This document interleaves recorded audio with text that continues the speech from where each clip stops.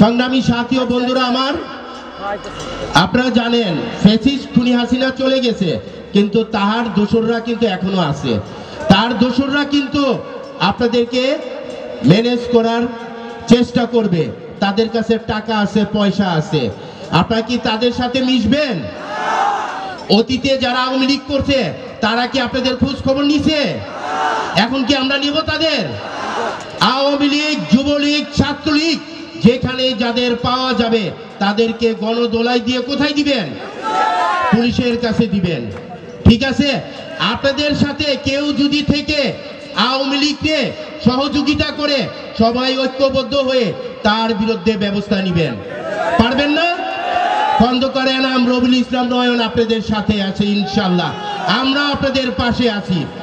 সংগ্রামী সাথী ও বন্ধুরা আমার, এই ফ্যাসিস্ট খুনি হাসিনা থাকাকালীন অবস্থায় আপনাদের বাসায় যখন পুলিশ গিয়েছে, আপনাদের না পেয়ে আপনাদের ভাইকে, আপনাদের বাপকে গ্রেফতার করছে না? তারা নির্যাতন করছে না? এগুলো কি আমরা ভুলে গেছি? আমরা ভুলে যাই নাই। আমাদের ভারপ্রাপ্ত চেয়ারম্যান, আমার নেতা জনাব তারেক রহমানও বলে নাই। তারেক রহমান একটি কথা বলেছে, এই সারা বাংলাদেশে বিএনপির নেতাকে গ্রেফতার করতে গিয়ে অনেকের বাসায় গ্রেফতার করে থানায় নিয়ে নির্যাতন করছে না? নির্যাতন করা অবস্থায় আহত হয়েছে, তাদের হ্যান্ডকাপ সহ হসপিটালে ভর্তি করেছে। হসপিটালে অনেকেই এই হ্যান্ডকাপ সহ মৃত্যুবরণ করেছে, আপনারা দেখছেন না? অনেকে আহত হয়ে কেন্দ্রীয় জেলখানায় কিন্তু নিহত হয়েছে। এবং অনেকের মা বোন বা বাপ ভাই মারা গেছে, তাদের কি করে ডান্ডা বেরিয়ে পড়ে জানাজায় উপস্থিত করছে না পুলিশ? আমরা কিন্তু এগুলো ভুলে নাই। আমাদের মহানগরের দক্ষিণের আহ্বায়ক সদস্য সচিবও ভুলে নাই। সেই জন্য আপনারা সবাই ঐক্যবদ্ধ থাকবেন। দেশ নায়ক জনাব তারেক রহমান 31 দফা দিয়েছে, আমাদের দপ্তর সম্পাদক বিস্তারিত বলেছে। আমি শুধু বলতে চাই, 31 দফা সবাই ঘরে ঘরে নিজে পড়বেন, নিজের কর্মীদের পড়াবেন, ঘরে ঘরে বাজারে মার্কেটে গিয়ে 31 দফা বিলি করবেন। 31 দফাতে রাষ্ট্রের সংস্কার করার ব্যাপারে এই অন্তর্বর্তীকালীন সরকার যে পদক্ষেপ নিতে যাচ্ছে সেটা ইনশাল্লাহ বাস্তবায়ন হয়ে যাবে বলে আমি বিশ্বাস করি। সংগ্রামী সাথী ও বন্ধুরা আমার, এই 64 নং ওয়ার্ড যুবদলের আপনাদের অনেক ত্যাগ আছে, অনেক শ্রম আছে।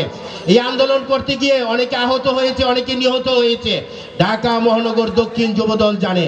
এবং এই আন্দোলন শেষ হওয়ার পর আপনারা সবাই ঐক্যবদ্ধ আছেন না?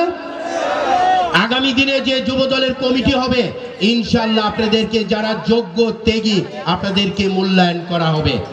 সংগ্রামী সাথী ও বন্ধুরা আমার, আপনারা জানেন শেখ হাসিনার পেতাত্তারা এখনো কিন্তু জামাত বেশে বিচরণ করতে চাচ্ছে।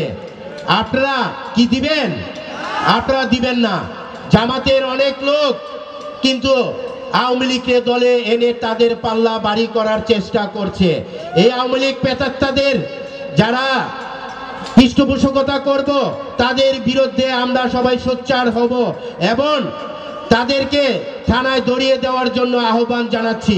সংগ্রামী সাথী ও বন্ধুরা আমার, আগামী দিনে এই 17 বছরে আপনি আমি কি ভোট দিতে পারছি? পারি নাই। তাই ভোটের অধিকার আদায়ের জন্য আমাদের আরেকবার সংগ্রাম করতে হবে। আপনারা কি চান না যে বিএনপির ভারপ্রাপ্ত চেয়ারম্যান জনাব তারেক রহমান দেশে আসুক? আগামী দিনে বিএনপির নেতৃত্ব জনাব তারেক রহমানের নির্দেশে হবে ইনশাআল্লাহ। এই এলাকা থেকে যাকে দানের শীষের নমিনেশন দিবে তার পক্ষে কি আপনারা থাকবেন না?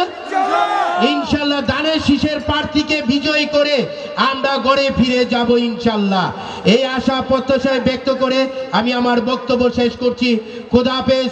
বাংলাদেশ জিন্দাবাদ। বাংলাদেশ জাতীয়তাবাদী যুবদল জিন্দাবাদ। বিএনপির ভারপ্রাপ্ত চেয়ারম্যান তারেক রহমান দীর্ঘজীবী হোক। সবাইকে ধন্যবাদ।